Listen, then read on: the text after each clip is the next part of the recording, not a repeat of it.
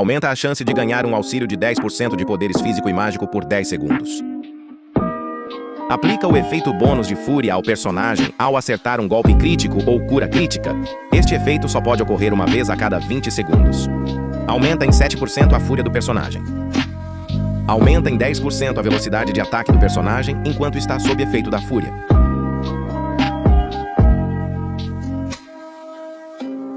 Observem que quando a fúria ativa, ela permanece sempre ativa. Ou seja, é quase impossível ela desativar quando ativa. Se você tiver os livros certos, uma porcentagem de velocidade de ataque razoável, a fúria ativa com muita facilidade. E acredite, a fúria é perfeita para batalhas PVP e batalhas PvE.